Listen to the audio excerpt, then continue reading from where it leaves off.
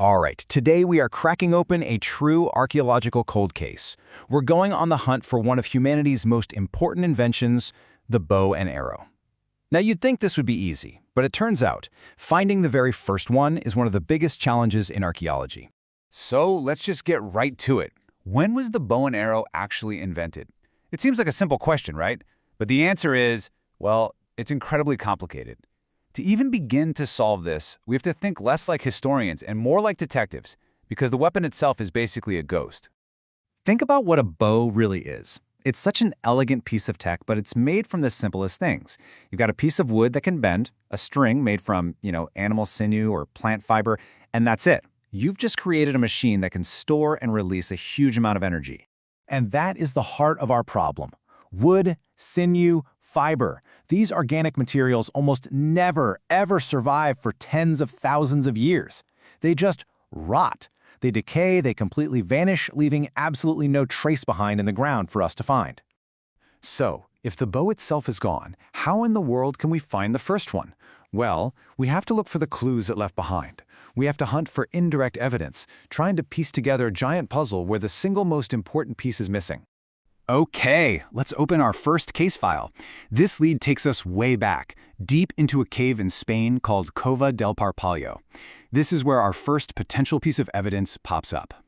So inside this incredible prehistoric site, archaeologists unearth these beautifully made little stone points. They come from a time period called the Solutrean, which was roughly 20,000 years ago. But the thing that really makes them stand out? Their size. They are super small and incredibly lightweight. And this, of course, led to a really exciting idea. Could these tiny little points actually be the tips of the world's very first arrows? I mean, their size and weight seem absolutely perfect for a light, fast-moving projectile, which sounds exactly like an arrow, right? But hold on, here's the twist in the case. See, before the bow, our ancestors had another powerful weapon called an atlatl, which is basically a spear thrower. It's the simple lever that lets you launch a light spear or a dart with incredible force. And guess what? The tips of those darts could also be small and light. So now we've got two equally plausible suspects for what these points were used for. All right, let's move on to our next piece of evidence, which is something completely different. We're not looking at a part of a weapon here. Instead, we're looking at something that's almost like an ancient eyewitness sketch, drawn on a rock wall right in the middle of the Sahara Desert. Yeah, and places like Tasselinajar, ancient artists painted these stunning scenes of their lives. And right there, among them, are very clear pictures of people holding and using what look for all the world like bows. Some experts think these paintings could be as old as 10,000 years.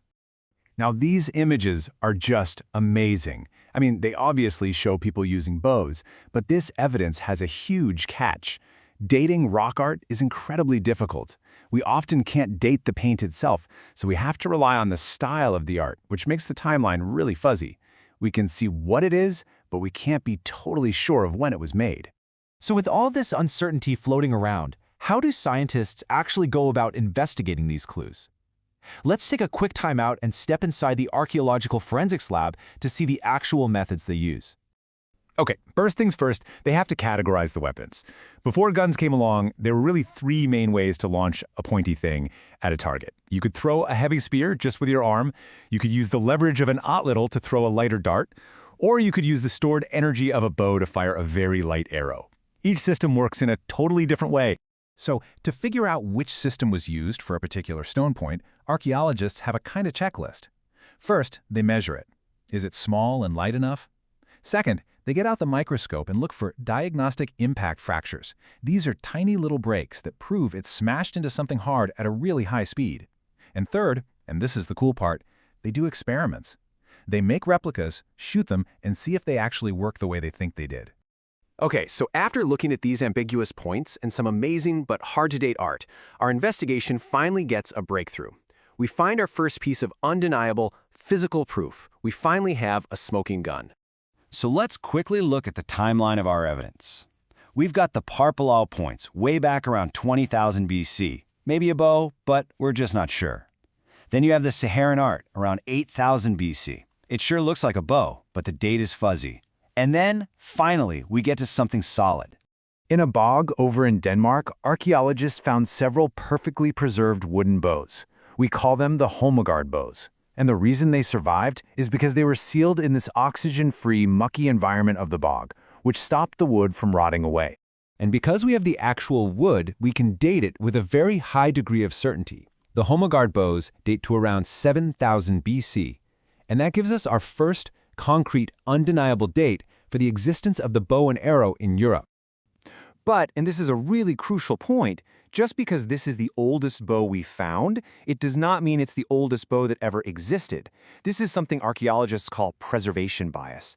It's totally possible, even likely, that people were making bows thousands of years earlier. It's just that none of those happened to survive for us to find. So, let's step back for a second and look at all the clues we've gathered. We've got some ambiguous artifacts, some really suggestive images, and the first piece of solid physical proof. It's time to weigh all the evidence and see where we stand. Okay, here's the case in a nutshell. For the Spanish points, the date for the site is pretty strong, but the biggest uncertainty is, was it an arrow or a dart?